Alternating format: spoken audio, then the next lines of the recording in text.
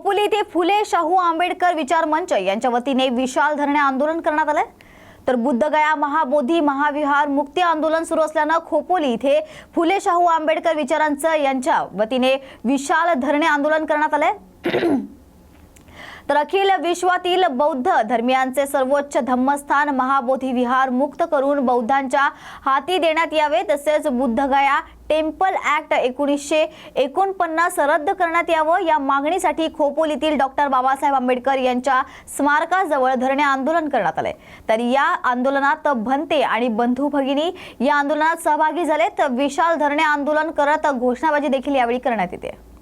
महाबोधी महाविहार या महाविहार मुक्ततेसाठी जगभरातून भिक्षूने आंदोलन सुरू केलेलं आहे।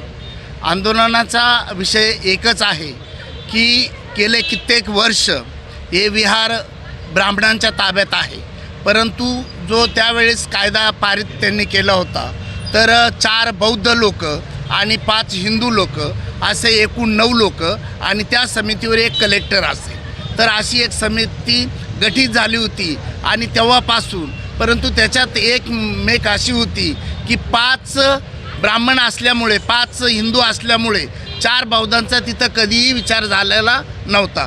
तर 5 हे बहुमतात असल्यामुळे त्यांचे संपूर्ण काय जे निर्णय असेल ते निर्णय तेच लोक घेत होते।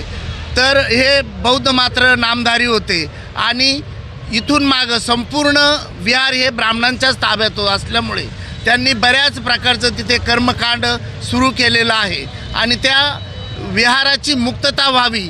ते खऱ्या अर्थाने जसं आपण बघितलं की हिंदूच्या मंदिरामध्ये हिंदू असतात, ब्राह्मण पुजारी असतात, ख्रिश्चनच्या याच्यामध्ये ख्रिश्चन असतात, मॉमेडन याच्यामध्ये मॉमेडन असतात, तसं बौद्धाचं विहार हे बौद्धांच्याच ताब्यात असलं पाहिजे ही आमची रास्त मागणी आहे। त्यासाठी आम्ही जगभरातून सर्व बौद्ध भिक्खू मोठमोठ्या पद्धतीने आंदोलन करत आहे। नुसते देशातलेच नाही तर विदेशातले आता भरपूर भिक्खू या महाबोधी महाविहारामध्ये बुद्धगया येथे दाखल झालेले आहेत आणि सर्व स्तरातून याला संपूर्ण जन आक्रोश होत आहे आणि हे जन आंदोलन धरणे आंदोलन संपूर्ण राज्यातून संपूर्ण देशामधून संपूर्ण जिल्हा तालुका पार गाव स्तरापर्यंत खऱ्या अर्थाने हा बौद्ध समाज बौद्ध बांधव पेटून उठलेले आहे आणि या महाविहाराची खऱ्या अर्थाने मुक्ती झाली पाहिजे। आज नाही तर कधीच नाही, करा नाहीतर मरा या उद्देशाने सर्व बौद्ध बांधव खऱ्या अर्थाने तुटून पडलेले आहे आणि सर्व बौद्ध बांधवाची एक नैतिक जबाबदारी आहे की बुद्ध विहार हे मुक्त झालंच पाहिजे। शेवटच्या सर्व भिक्खूंनी तर असं ठाम केले, आज 20-22 दिवस झालेले आहे, संपूर्ण भिक्षू कशा अवस्थेत तिथं जीवन कटत आहेत, बऱ्याच भिक्षूंची प्रकृती खालवलेली आहे। हे सरकार काय खऱ्या अर्थानं त्याकडे लक्ष देत नाही। त्यासाठी आपल्या सर्वांचा आवाज तिथे पोहोचला पाहिजे। त्यासाठी प्रत्येक विभागामध्ये खऱ्या अर्थानं हे कार्यक्रम मोठमोठ्याने चालू आहे। आज महाबोधी बुद्धगया येथे जे मुक्ती महाविहाराचं मुक्ती आंदोलन चालू आहे, तर आज खऱ्या अर्थाने फुले शाहू आंबेडकर विचार मंच खोपोली खालापूर विशाल धरणे आंदोलन यांनी आयोजित केले आहे। त्यामध्ये भिक्खू संघाचाही खऱ्या अर्थाने सहभाग आहे।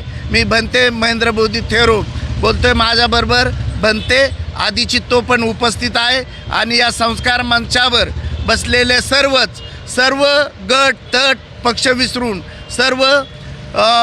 सर्व धर्माचे सर्व जातीचे आणि सर्वात महत्त्वाचं की सर्व पक्ष बाजूला ठेवून सर्वांनीच या हिरारीने राजकीय धार्मिक सामाजिक कार्यकर्ते एकमताने खऱ्या अर्थाने या धरणे आंदोलनामध्ये सहभागी झाले आहेत आणि आपला सर्वांचा आवाज खऱ्या अर्थाने सरकारपर्यंत पोहोचला पाहिजे आणि जास्तीत जास्त लवकर महाबोधी महाविहार हे मुक्त होऊन बौद्धांच्या ताब्यात आलं पाहिजे ही आमची रास्त मागणी आहे। खोपोली शहर शाहू फुले आंबेडकर विचार मंचाच्या वतीने आदरणीय अवसरमल साहेब यांच्या नेतृत्वाखाली आम्ही सर्वच मान्यवर आज या ठिकाणी सम्राट अशोकांच्या काळातलं जे बुद्धगया येथील बुद्ध विहार आहे, ज्या ठिकाणी तथागत भगवान गौतम बुद्धांना ज्ञानप्राप्ती झाली त्या ठिकाणी आज जो जप्ती झालेली आहे, थोडक्यात 1949चा जो कायदा तो रद्द करण्याची मागणी आम्ही या ठिकाणी केलेली आहे. तेथील धार्मिक स्वातंत्र्य हे आम्हाला मिळावं, तसेच तेथील धार्मिक गुरु हे बौद्ध समाजाचे असावे.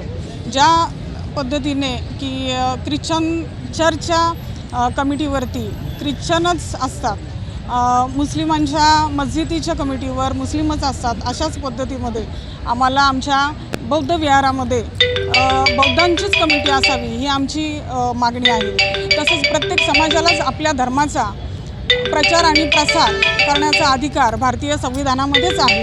आणि आम्ही आज शांततेच्या मार्गाने आज हे धरणे आंदोलन करत आहोत. तरी इथून पुढचं आंदोलन आमचं तीव्र आणि अतितीव्र स्वरूपाचं असेल हे या ठिकाणी सांगते. शहरातील शाहू फुले आंबेडकर विचार मंचच्या वतीने आज खोपोली शहरामध्ये महाबोधी बुद्ध विहार बुद्धगया येथील जे बुद्ध विहार आहे त्या बुद्ध विहारामध्ये जी समितीने आहे त्या समितीच्या जी नेमली गेली आहे त्या समिती बदली करण्यासाठी हे खऱ्या अर्थाने आंदोलन आहे. हे बुद्ध विहार मुक्त करण्यासाठी आंदोलन असून त्या जिथे समिती आहे जी समिती 9 लोकांची, ज्यामध्ये एक कलेक्टर आहे, नंतर 4 इतर समाजाचे आणि 4 बुद्धिस्ट समाजाचे असे आहे. आणि हे आंदोलन 1891 पासून सुरू झालेलं आहे. नेपाळमधील बुद्ध भिक्खू जेव्हा इथं प्रवासासाठी आले होते तेव्हा त्यांनी ते पाहिलं की विश्व धरोहर जे आहे बुद्धांचं, तिथं बुद्धांना बुद्धप्राप्ती झाली, त्या विश्वविद्यालय ह्याच्यामध्ये या इतर समाजाच्या लोकांनी इतर समाजाचे देव तिथं ठेवले गेले. तेव्हापासून ते आंदोलन चालू झालं आहे. नंतर 1920 साली गांधीजींची जेव्हा काँग्रेसची आंदोलन होतं त्या आंदोलनाच्या टायमाला तिथील जे हरिजन समाजाची जो लोक होते त्यांनी त्यावेळी गांधीजींना तो प्रश्न विचारला का हे मुक्त करण्यासाठी इथे समिती नेमण्यासाठी. त्यांना सांगितलं, पण ते काय बोलले, पहिले स्वातंत्र्य होऊ द्या आणि त्यानंतर आपण तो आंदोलन करूया. त्यानंतर 1948मध्ये गांधींची हत्या झाली आणि 1949मध्ये ह्या समितीचं गठन करण्यात आलं. त्या समितीचं गठन करण्यात आलं त्यावेळी त्याचे अध्यक्ष म्हणून त्यावेळेचे तिथं कलेक्टर जे असतील ते त्याच्यामध्ये राहतील आणि 4 हिंदू समाजाचे आणि 4 बुद्धिस्ट समाजाचे असं होतं. नंतर त्या कायद्यामध्ये नंतर बदल होत गेला. त्याच्यामध्ये कलेक्टर मग कुठल्याही जातीचं चालेल नाही. पहिले नियम असा होता की कलेक्टर हा बुद्धिस्ट समाजाचाच असणं गरजेचं आहे. त्यानंतर 92ला आंदोलन झालं. आंदोलनामध्ये बुद्धिस्ट समाजाच्या लोकांनी तिथं आंदोलन केलं. त्यावेळी सरकार होतं लालू प्रसाद यादव यांचं.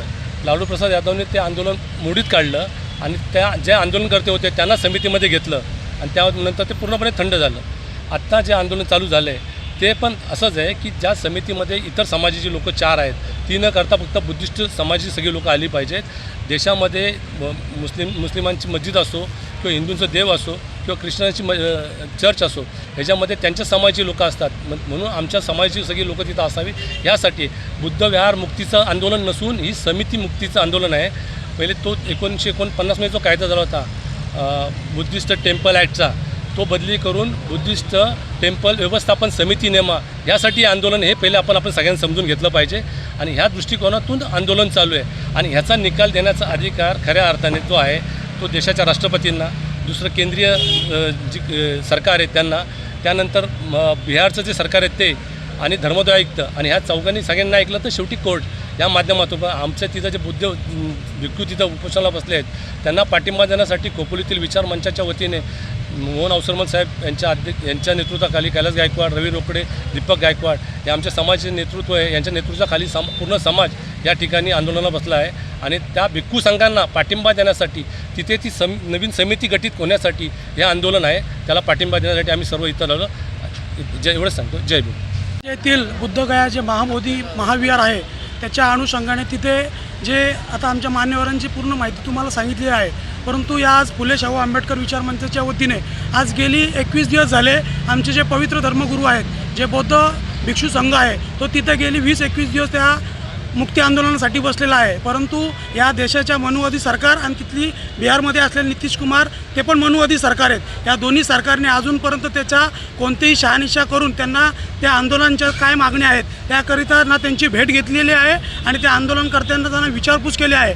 उलट हे आंदोलन कसं विस्कळीत करता येईल, हे आंदोलन कसं बंद करता येईल याच्या मागं त्यांची सर्व यंत्रणा त्यांनी लावली आहे. प्रथमतः मी फुले शाहू आंबेडकर विचार मंचाच्या वतीने या दोन्ही मनुवादी सरकारचा निषेध जाहीर करतो आणि आपल्या माध्यमातून त्यांना आव्हान देतो की तुम्ही त्वरित तिथं जाऊन ते आंदोलन यशस्वी करून त्या आंदोलनकर्त्याच्या सर्व मागण्या मान्य कराव्या, नाही तर या देशामध्ये आणि या जगामध्ये हे बौद्ध धम्मबांधव सगळे एकत्र येऊन एक तीव्र लढा उभा करून तुम्हाला शासनाला तुम्हाला खाली खेचण्यात येईल आणि तो आंदोलन जो मुक्ती आंदोलन आमच्या बुद्धविहारचा आहे तो मुक्त करण्यासाठी सर्व बौद्ध बांधव यामध्ये येऊन याचं उग्र आंदोलन केलं जाईल, त्याची संपूर्ण जबाबदारी या शासनाची असेल.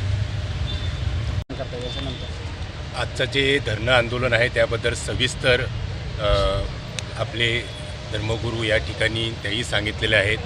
पानसरे साहेबांनी याही दोघांनी पण या ठिकाणी त्याच गोष्टीचं संपूर्ण विश्लेषण केलेलं आहे. परंतु जे का आंदोलन आपलं बुद्धगया या ठिकाणी चालू आहे त्याला पाठिंबा देण्यासाठी खोपोली आणि खालापूर असे फुले शाहू आंबेडकर विचार मंचाच्या वतीने पंचशील ध्वजाच्या नेतृत्वाखाली या ठिकाणी आम्ही हे धरणे आंदोलन केलेलं आहे. हे धरणे आंदोलन जोपर्यंत न्याय मिळत नाही तोपर्यंत बौद्ध समाजाचे सर्व आमची मंडळी या ठिकाणी आंदोलनामध्ये सहभागी राहणार आहेत. कारण आंदोलन या ठिकाणी मग तो महाडचा असो, भीमा कोरेगावचा असो, काळाराम मंदिरचा असो, असे अनेक आंदोलन या मराठवाडा विद्यापीठाचा असो, असे अनेक आंदोलनं करून या ठिकाणी आम्ही आमचा हक्क मिळवलेला आहे. आणि त्यामुळे बुद्धगया या ठिकाणी जे आंदोलन 1949चा जो कायदा आहे तो कायदा रद्द करण्यासाठी या ठिकाणी हा धरणे आंदोलन या ठिकाणी आम्ही केलेलं आहे. आणि फुले शाहू आंबेडकरच्या विचार मंचाच्या वतीने या ठिकाणी मी जाहीर सांगू शकतो की आमच्या शरीरामध्ये असलेल्या रक्ताच्या शेवटच्या थेंबापर्यंत या ठिकाणी आम्ही हे आंदोलन चालू ठेवून बुद्धगयांचा या ठिकाणी 1949चा कायदा या ठिकाणी आम्ही रद्द केल्याशिवाय राहणार नाही, अशीच या ठिकाणी आम्ही आपणास ग्वाही देऊन इथेच थांबतो. नमो बुद्धाय. जय भीम, जय संविधान.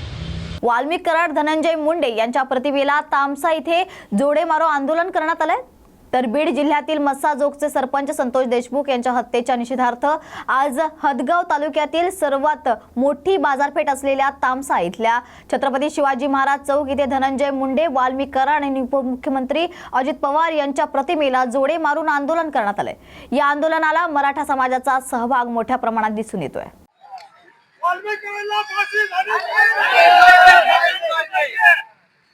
अरे वाल्मिक करायचं काय? बिगारी सरकारचं करायचं काय?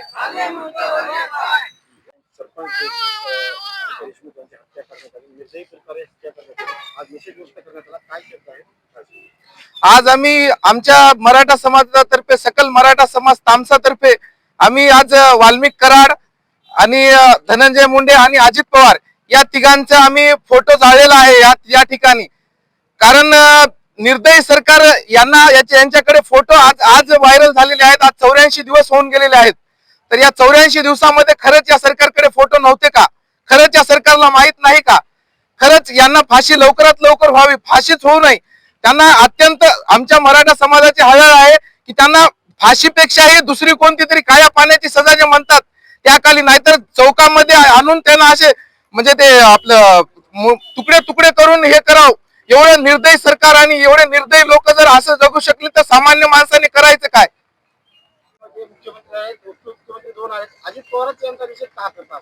अजित पवार यांचा निषेध याच्यासाठी करतो आम्ही, कारण यांची लिंक आहे.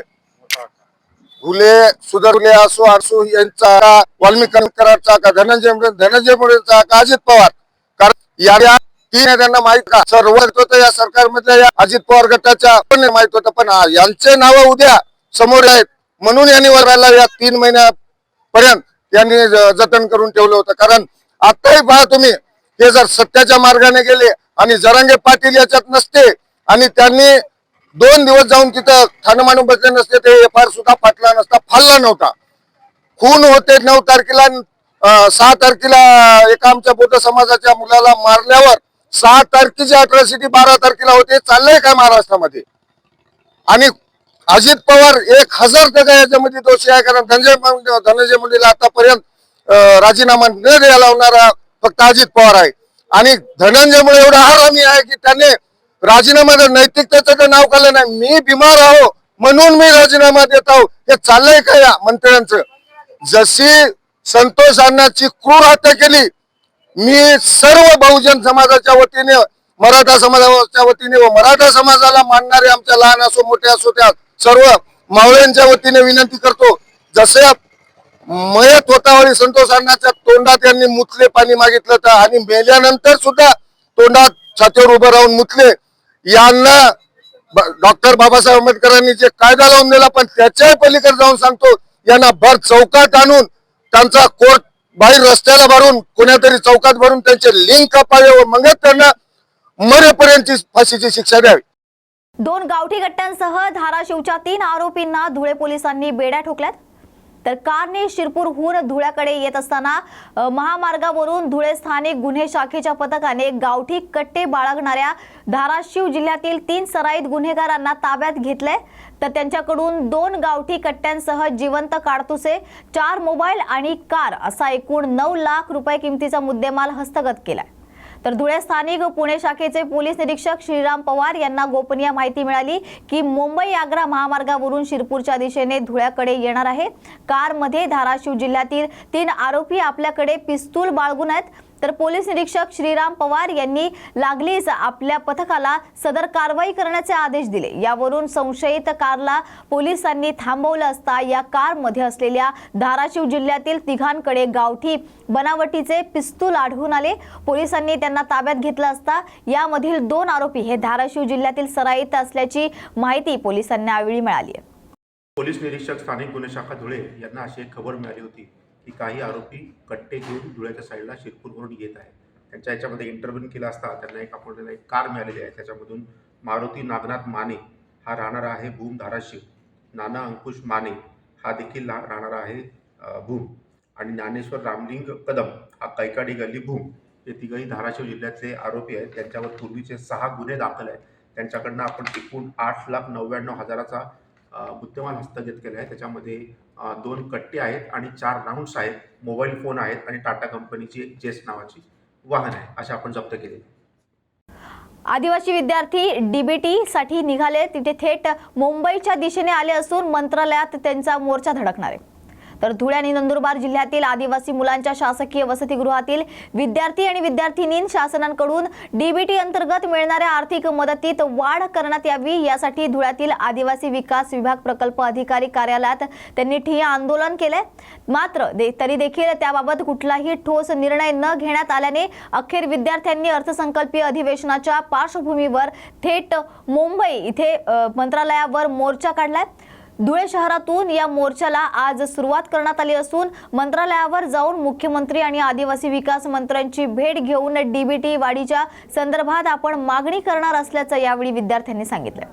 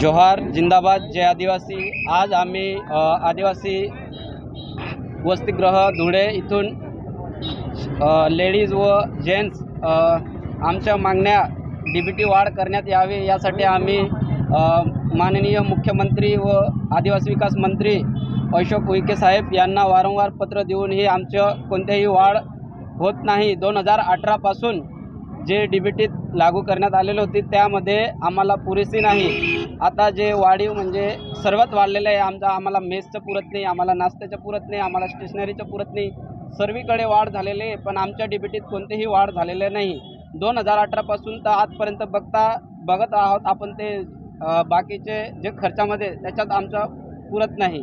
त्यामुळे आम्ही वारंवार PO साहेबांना पण पत्र दिलेले आहे, आयुक्तालय आपण नाशिकला पण पत्र दिलेलं आहे, तिथं पण आमच्या काही मागण्या पूर्ण झाल्या नाही. काल पण आमची आयुक्त मॅडमची भेट झाली, तिथं पण मॅडमने बोलले की 15 दिवसात 15 दिवस झाले माझ्या बदली झालेली, मग आम्ही त्याच्यात काही करू शकत नाही, ते राजकीय हे आहे तर सांगत होते. मग त्याच्यामुळे आम्ही आता कोणाचं ऐकत नाही, आम्ही थेट मुंबईपर्यंत जाऊ आणि मुख्यमंत्री साहेबांशी बोलू.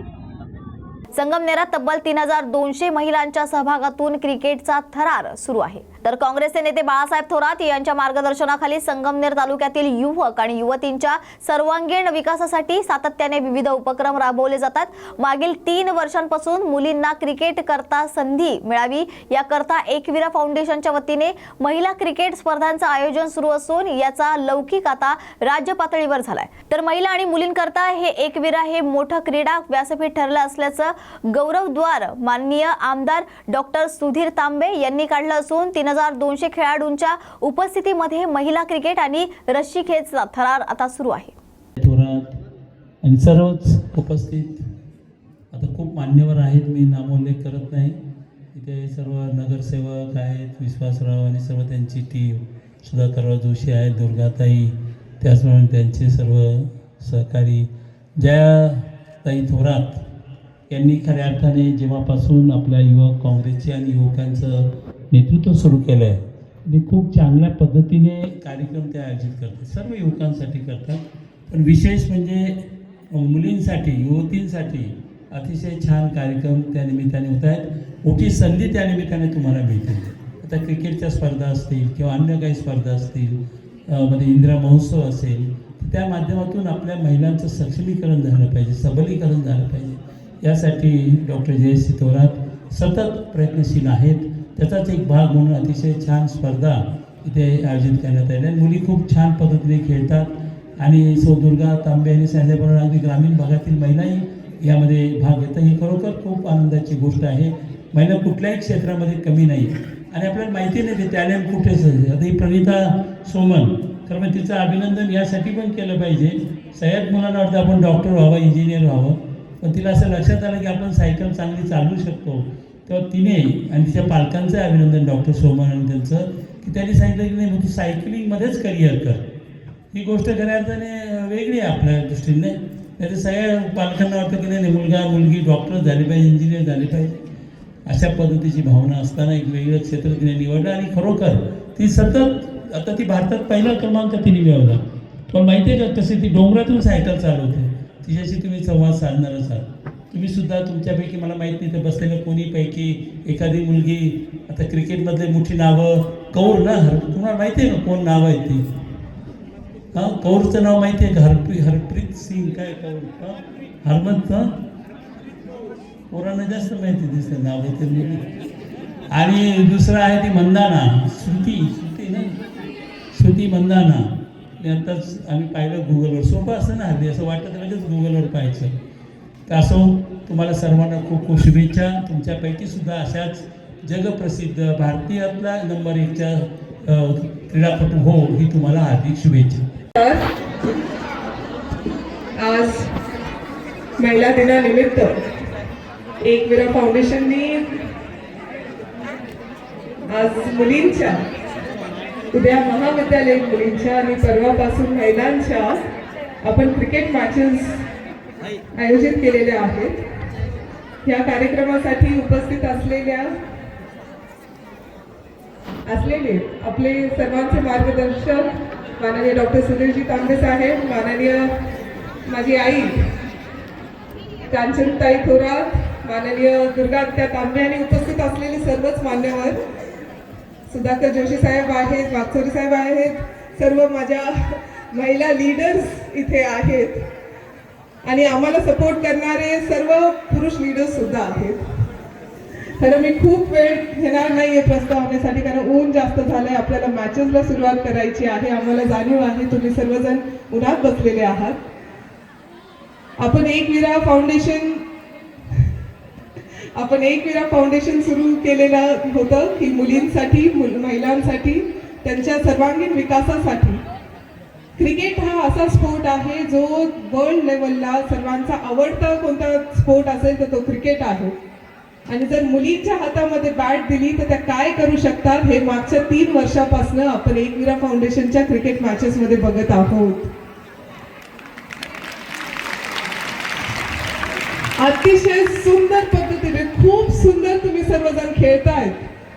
तुमच्या सर्वांना मी खूप खूप शुभेच्छा देणार आहे. तुमच्यामधूनच पुढे जाऊन आपल्याला विमेन्स इंडियन टीम मध्ये नक्की प्लेयर्स भेटणार आहे ह्याची मला खात्री आहे. पण तशीच मेहनत तुम्ही सर्वांनी करत राहायला पाहिजे. तशीच मेहनत, तशी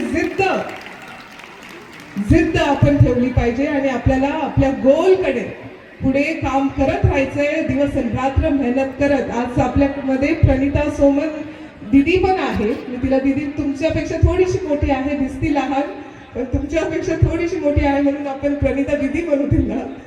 अतिशय सुंदर पद्धतीने नॅशनल लेवलमध्ये तिने भरपूर ट्रॉफीज तिने भेटलेल्या आहेत. तिला विचारलं पाहिजे, तिच्याशी तुम्ही नक्की आज ती थोड्या वेळ मी तुझा घेणार आहे प्रणिता, नंतर इथे तू बस आणि आमच्या मुलींना तू सांग की कसं तू प्रिपेअर केलं स्वतःला, कसं तू मेहनत केली, कशी तू एक्सरसाइज केली आणि किती सुंदर पद्धतीने तू संगमनेर शहराचं आणि संगमनेर तालुक्याचं नाव पूर्ण जागतिक पातळीवरती घेऊन चाललेली आहेस.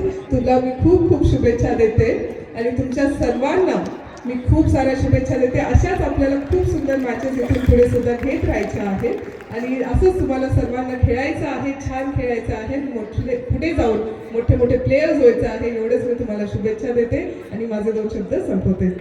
सगळे लोक छावा चित्रपट बघायला गेले नव्हते. काही अनाजी पंत याही काळात जन्माला आलेले आहेत अशी टीका उद्धव ठाकरे यांनी केली आहे. तर जसं काय आम्हीच सगळ्यांना ब्रह्मज्ञान शिकवलं आहे असा भास करून काही लोक वावरतायत. काल भैयाजी जोशी यांनी घाटकोपरमध्ये येऊन बरळून गेले. या लोकांनी हिंदू मुस्लिम असा वाद काढला नाही तर आता मराठी असा वाद काढलाय अशी टीकाही उद्धव ठाकरे यांनी यावेळी केली आहे. हिंदी भाषे या 2च भाषांचा उल्लेख भैयाजी जोशींनी केला आहे. बरोबर आहे की यांचं लक्ष बँकेवरतीच आहे. ती मध्ये सुद्धा बँक बुडवली न्यू इंडिया, ती सुद्धा यांचे सगळे आहेत असं म्हणतात.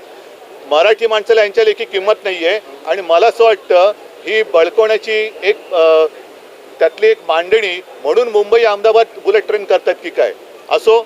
मला या विषयात मला जे काय बोलायचं ते बोललो आहे. आम्ही याचा निषेध तर सगळे पक्ष म्हणून आमची जी काय महाविकास आघाडी आहे ती करतोच आहोत. म्हणून मी पुन्हा एकदा देवेंद्रांना सांगतो की मी बातमीच घेऊन आलो आहे. प्रशांत कोरटकर तर चिल्लर, तसं तुम्ही सांगावं भैयाजी जोशी तर चिल्लर आहेत आणि नाही तर त्यांच्यावरती कारवाई करावी. धन्यवाद सगळ्यांना. जय हिंद, जय महाराष्ट्र आणि जय शिवराय. मुंबई आमच्या हक्काची, मुंबई आमच्या हक्काची.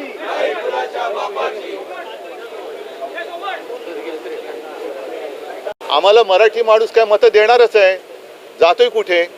आणि ही मुंबई तोडण्याचा म्हणजे मुंबईमध्ये इथली भाषा गुजराती, इथली भाषा मला वाटतं अनिल तुम्ही आता विधान परिषदेत हा मुद्दा मांडला. सगळ्यांनीच चांगला, शशिकांत बोलले, भाई जगताप बोलले, सगळ्यांनीच चांगले मुद्दे मांडलेले आहेत. ही भाषावार प्रांतरचना देशाची झाली. आता ही मुंबईची भाषावार गल्ली रचना करतात की काय आणि मग तोडा फोडा आणि राज्य करा. ही अत्यंत घाणेरडी आणि विकृत मानसिकता या निमित्ताने सगळ्यांसमोर आलेली आहे.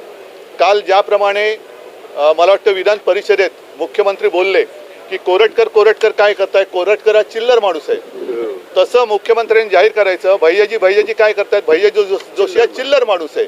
मग एक तर त्यांनी तो चिल्लर म्हणून जाहीर करावा, नाहीतर या चिल्लरचा काय बंदा रुपया असतो त्याच्यावरती राजद्रोहाचा गुन्हा दाखल झाला पाहिजे. कारण महाराष्ट्रामध्ये मराठी भाषा सक्तीची करण्याचा कायदा हे महाविकास आघाडीचं सरकार असताना आणि मी मुख्यमंत्री असताना केलेला आहे. या कायद्याच्या विरोधात इकडे मराठी भाषा आली नाही तरी चालेल असं बोलण्याचं धाडस करणाऱ्यावरती एकावरती कायद्याचा जर का बडगा उगारला तर यापुढे असं कोणाची बोलण्याची हिंमत होणार नाही. आणि नाहीतर मग त्यांनी सांगावं की संघाचा आणि भाजपचा छुपा एजेंडा आहे. एक तर कारवाई करावी, नाहीतर हे जे काही पाप आहे हे त्यांनी मान्य करावं. आत्तापर्यंत जर का आपण बघाल तर ही संघाची आणि भारतीय जनता पक्षाची नीती आहे की आधी एक पिल्लू सोडायचं आणि ते पिल्लू मोठं झालं तर खांद्यावर घ्यायचं आणि जर का वाटलं की अंगलट येत आहे तर ते झीड करायचं. त्याप्रमाणे आता गोलमाल उत्तर दिली गेलेली आहेत दोन्ही सभागृहात. काही ठामपणाने काही बोललेलं नाही आहेत. बावनकुळेसुद्धा आत्ता बोलले की अशी अशी भाषा आहे, तशी भाषा आहे. अभिजात भाषेचा दर्जा तुम्ही दिला म्हणजे काही उपकार नाही केलेले. कारण मराठी भाषेचं महत्त्व संघाला कळलं नसेल, भाजपला कळलं नसलं तरीसुद्धा तेव्हा इंग्रजांना कळलं होतं. कारण सरकारचे डोके ठिकाणावर आहे का हा जो लेख लिहिला गेला होता लोकमान्यांनी तो मराठी भाषेत होता. या काळातले हे इकडे येऊन मराठी अमराठी असं विष घालून गेलेले आहेत. दुर्दैवाने असं झालेलं आहे की छत्रपती शिवाजी महाराज पुन्हा जन्माला येऊ शकत नाहीत, छत्रपती संभाजी महाराज पुन्हा जन्माला येऊ शकत नाहीत, पण महाराष्ट्रामध्ये फूट पाडणारे औरंगजेब आणि औरंगजेबांना मदत करणारे अनाजी पंत मात्र याही जमान्यात जन्माला आलेत आणि येत आहेत.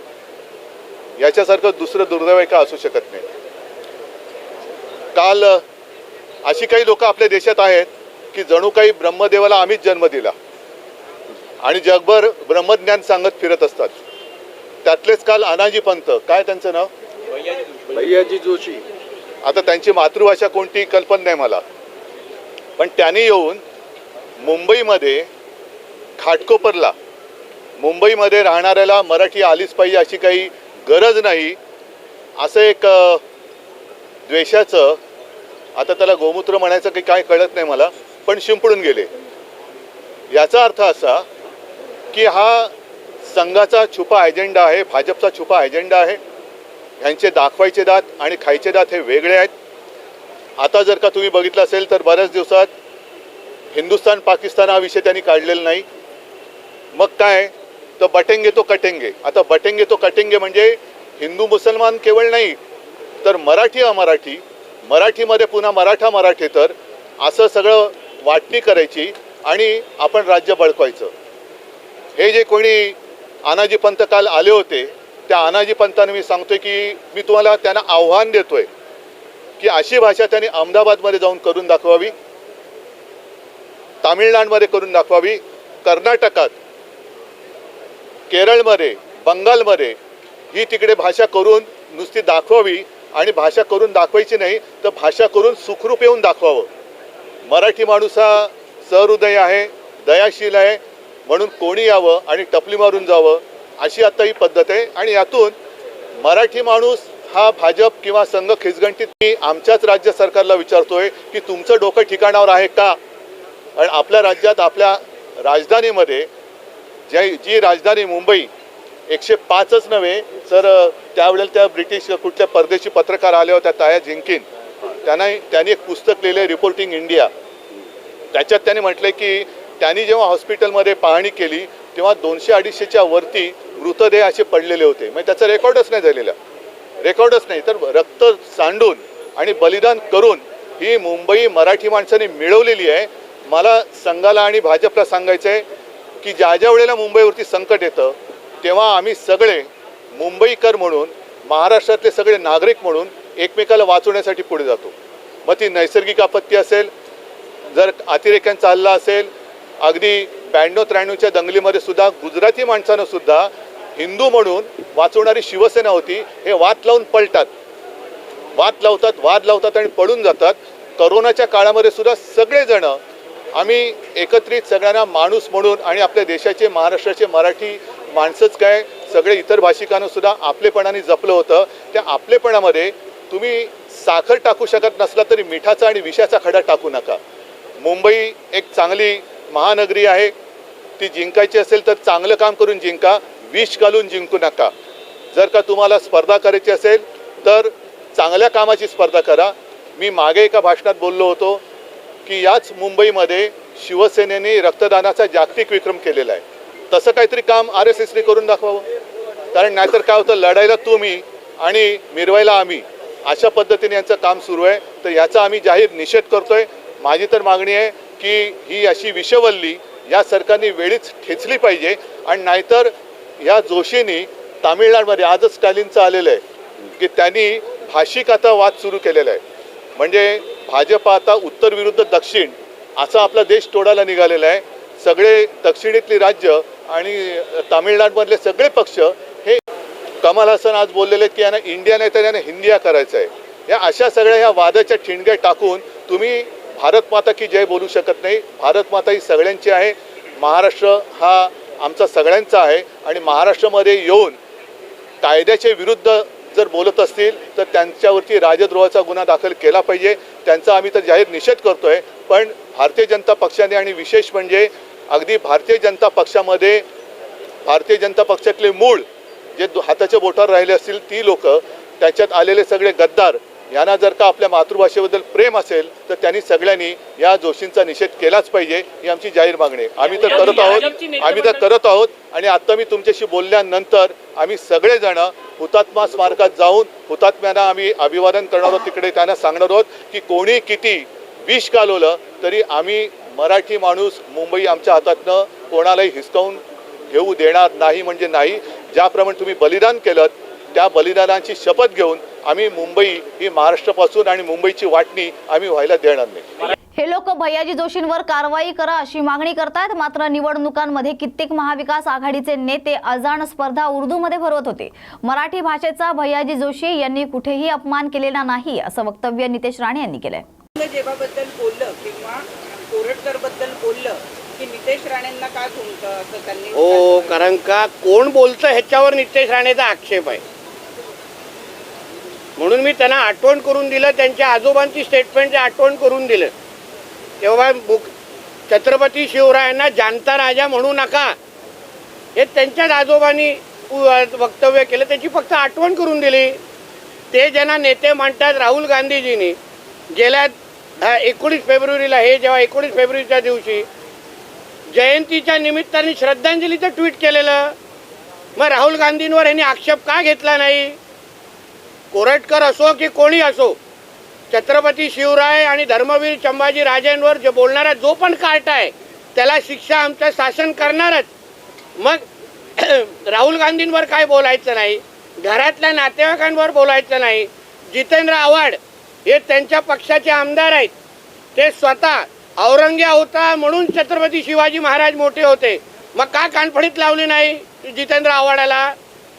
कोरटकरला शिक्षा मिळालीच पाहिजे. मग जितेंद्र आव्हाडांना का बाहेर सोडलं? तुमच्या पक्षाचं आहे म्हणून. तिथे मग शिवरायांच्या बद्दल तुमचं प्रेम मोठं झालं नाही म्हणून उगाच हे जे काय दोन तोंडीचे लोक आहेत ना, म्हणून मी तो आक्षेप घेतला आणि सभागृहामध्ये चुकीची माहिती जाऊ नये यामुळे मी बोललो होतो. जितेंद्र आव्हाड यांच्यावर पण कारवाई व्हायला पाहिजे असं मला वाटतं. जितेंद्र आव्हाडांवर पण कारवाई व्हायला पाहिजे.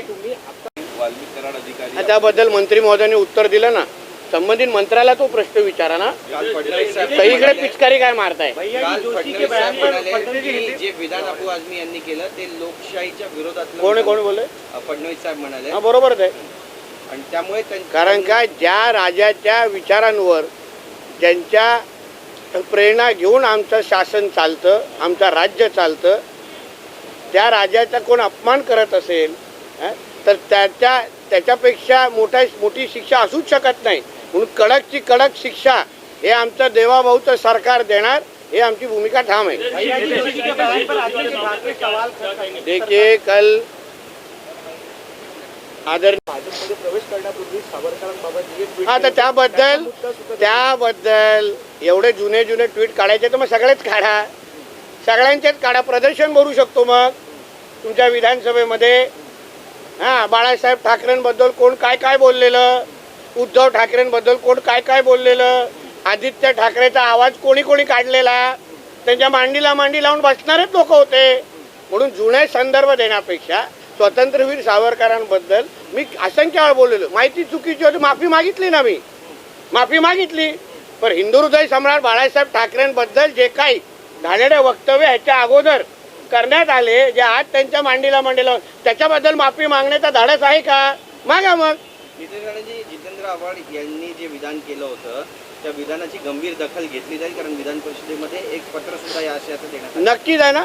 औरंग्याचं उदारीकरण, टिप्याची उदारीकरण कोणी करत असेल तर त्याला काय आमच्या महाराष्ट्रामध्ये शासनानं ही आमची भूमिका आहे. जो न्याय किंवा जी शिक्षा अबू आझमीला लागलेली आहे ते ह्या अन्य लोकांना पण लागली पाहिजे अशी भूमिका आहे. आपल्या सभागृहामध्ये सुधीर भाऊ बोलताना त्यांनी असं सांगितलं की फायलींचा किंवा नसती सबकी भावना है, सबकी भावना है. हर हमको किसी को लगता है कि उस गांधी जी की कब्र हमारे इधर क्यों रखनी चाहिए. मगर अभी हमारे मुख्यमंत्री जी और हमारी सरकार की भूमिका स्पष्ट है. अभी कभी का क्या होगा कैसे होगा वो आपके बोले बिना होगा, क्योंकि जभी कोई भी गढ़ किल्लों के ऊपर जभी कोई कार्रवाई हुई है तभी आपको बताया गया है क्या सुबह 5 बजे हुई है, 6 बजे हुई है। तो इसी तरीके से एक बार सुबह सुप्रभात या तो गुड मॉर्निंग हो जाएगी। ऐसा कुछ हो सकता है, इसकी संभावना है सर? ऐसा कुछ हो सकता है गिरफ्तारी के लिए? उभाटाच्या काही नेते मंडळींचं मराठी भाषेबद्दल फार प्रेम उफळून आलेलं होतं. आदरणीय भैयाजी जोशींनी जे काही वक्तव्य केलं त्यांनी कुठेही मराठीचा अवमान केलेला नाही, मराठी भाषा वापरू नका असं बोललेलं नाही. पण मुंबईमध्ये एकंदरीत जी काही परिस्थिती आहे त्या भागातले लोक त्या भाषेमध्ये बोलतात, हे वर्षानुवर्ष मुंबईमध्ये सुरू आहे, याच्यात काही नवीन नाही. पण मुद्दा माझा असा आहे, आदरणीय भैयाजी जोशींजींवर आक्षेप घेणारे जे काही लोक आहेत, आता आदित्य ठाकरे यांनी आमदार आदित्य ठाकरे यांनी मराठी भाषेवर प्रेम दाखवणं हे खरं म्हणलं तर आश्चर्य आहे. स्वतःच्या निवडणुकीमध्ये वरळीमध्ये केमछो मराठी असे बॅनर लावणारे ह्यांनी मराठीबद्दल प्रेम दाखवावं आणि मराठी भाषावर अन्याय कसा होतोय अशा सगळ्या गोष्टीवर भैयाजी जोशींवर टीका करणं आणि मग मुख्यमंत्री साहेबांचे आभार मानण्यासाठी उठणं. पहिलं आपल्या स्वतःच्या मतदारसंघामध्ये केमछो वरली लावण्या अगोदर मग तो विचार केला नव्हता का? महाविकास आघाडीच्या काळात उभाटा सेनेचे कित्येक पत्रक हे उर्दू भाषेमध्ये बाहेर यायचे. अजान स्पर्धा घ्या हे किती उर्दू भाषेमध्ये यायचे, तेव्हा तुम्हाला मराठीवरचं प्रेम आठवलं नाही का? आणि म्हणून उगाच राजकारण करण्यासाठी उगाच सभागृहाचा वेळ खराब करण्याच्या निमित्ताने आणि आम्ही काय मराठीचे कैवारी आहोत, पहिला ते स्वतःहून सुरू करा, नका लावू मग केमछो वरळीचे बॅनर. लग्नामध्ये नाचण्यासाठी मग तिथे गुजराती समाज आवडतो आणि मग अन्य वेळी मग तुम्हाला भैयाजी जोशीजींच्या स्टेटमेंटवर आक्षेप काय आहे नेमकं?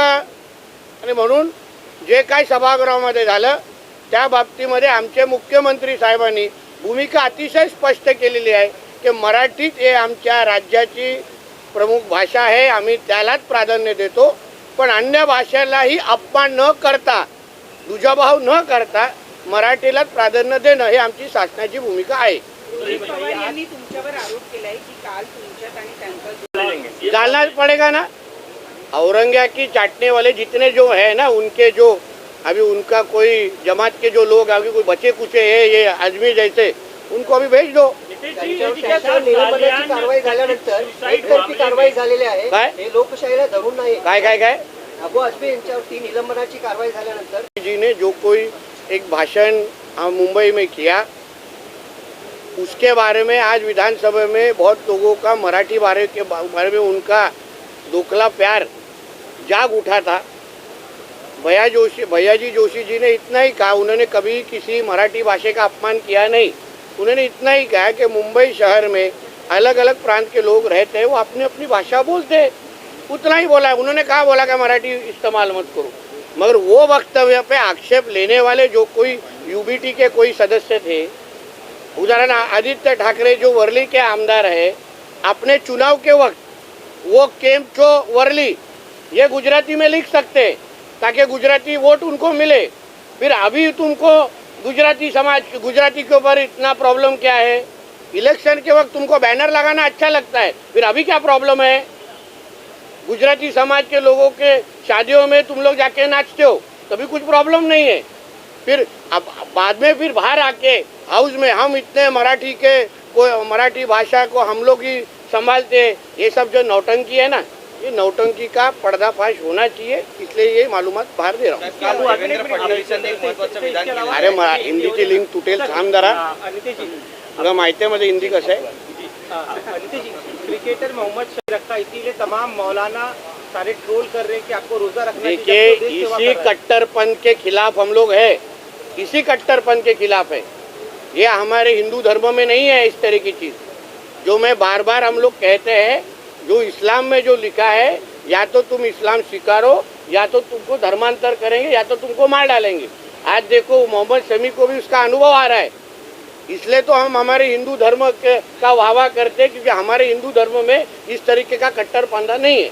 औरंगजेब की कब्र को लेकर भी अब होता होता है की आप लोग की मांग है की ये कब्र अब महाराष्ट्र में नाही आलेले आहे, लोकशाहीला धरून नाही कारवाई, असं अबू आझमीने म्हटलं। अरे अबू आझमीला किती बडबडू करू, आता बरोबर बोलताना मागे शिवरायांचा फोटो लावलेला ना, आता आठवलं ना आमचे शिवराय लात मारली ना औरंग्याला, आता 100 औरंगे आले ना तरी पण ह्याला नाही वाचू शकणार। दिशा सालियान कथित सुसाइड मामले में अब नई जानकारी सामने आई है। बताया जा रहा है कि दिशा सालियान मौत के बाद भी उसका फोन 1 महीने तक चालू था। टावर लोकेशंस जो है वो चेक किए जा रहे हैं। एसआईटी 1.5 साल से जो है इसकी जांच कर रही है, लेकिन अभी तक कोई कोई कंक्लूजन पर ये केस नहीं पहुंच पाया है। देखिए एसआईटी हमारी एसआईटी जो गठन की थी वो क्या काम कर रही है वो आपको बता के काम नहीं करेगी, या तो मीडिया को उसको अपडेट देना चाहिए। ऐसा एसआईटी का कुछ रूल फॉर्म हुआ है क्या? होएगा तो बताइए। तो जब भी एसआईटी में जो इंक्वायरी शुरू है, जिस तरीके से इन्वेस्टिगेशन शुरू है ना, वो सही दिशा पे जा रहा है, और जब भी सही दिशा पे ट्रेन रुकेगी ना तो फिर म्याव म्याव जेल में सुनाई में मिलेगा आपको। आता मराठी बोलायचं नाही, आता ढोकळा फाफडा जलेबी असं बोलायचं, वडापाव वगैरे नाही बोलायचं, आता मराठी नाही बोलायचं। आता मुंबईत मराठी राहिली नाहीये तर गुजराती बोलावं लागेल, कारण आता गुजराती घाटकोपरची भाषा झाली आहे, कालांतराने ती मुलुंडची भाषा देखील होईल, त्यानंतर देशाची भाषा होईल, कालांतराने अंधेरीची देखील होऊ शकते। फक्त दादर हाच मराठी माणसासाठी राहील असा टोला जितेंद्र आव्हाड यांनी यावेळी लगावलाय। कारण का गुजराती आता घाटकोपरची भाषा झाली, ती कालांतराने मुलुंडची भाषा होईल, कालांतराने दहिसरची भाषा होईल, कालांतराने अंधेरीची भाषा होईल, आणि फक्त दादर मराठीची, म्हणजे आम्ही फक्त दादर पुरते मर्यादित राहणार हो। थँक्यू भैयाजी जोशी, मराठी माणसांना जागा करून दिलं, थँक्यू। बीडमधला अजून एक अमानुष व्हिडिओ समोर आलेला आहे। बीडमध्ये अजून एक अमानुष व्हिडिओ समोर आले आहे। माणूस कोणी बघू नका, पण ही जी काय महाराष्ट्रामध्ये तरुणांना सवय लागते मारायचा, त्याचा व्हिडिओ काढायचा आणि मग तो व्हिडिओ व्हायरल करायचा, याच्यातनं काय मिळतं मला कळत नाही। कुठली नवीन संस्कृती जन्माला येते, आणि मग तो माणूस कोणाचाही असो त्याला धडा शिकवा। अजूनही मी कवंतला सांगतो, महादेव मुंडेची बायको उपोषणाला बसली आहे। महादेव मुंडेला मारणारे आरोपी कुठे आहेत? हे बीडमध्ये का होतं? कारण का यंत्रणाच ढासळली आहे। हाकला ना सगळ्यांना बाहेर तिथनं। बीड मधल्या पोलीस अधिकारी जे वर्षानुवर्ष तिथेच आहेत त्यांना हाकला, बरोबर सगळं येईल। आणि हा जो कालचा व्हिडिओ आहे, खास करून असे तो पैसे फेकतो त्या ह्याच्यावर, मला माहित नाही त्याचं नाव, मला काय घेणं देणं नाही, काय माज आहे हो, काय माज आहे, एवढा माजोरडा, तो काय त्याला दाखवायचं काय होतं? बीड मध्ये काय म्हणजे वेगळीच संस्कृती जन्माला आली आहे, पण हा रोग महाराष्ट्राला लागेल याची मला भीती वाटते। सतीश भोसले सुरेश दस यांचा कार्यकर्ता कोणाचाही असो, हयगय करू नये, पोलिसांनी दया माया दाखवू नये। समोरचा माणूस काय आपला बाप नाही काय, आपला भाऊ नाही तो? अख्खे दात पाडून टाकले यार, कुठली पद्धत आहे?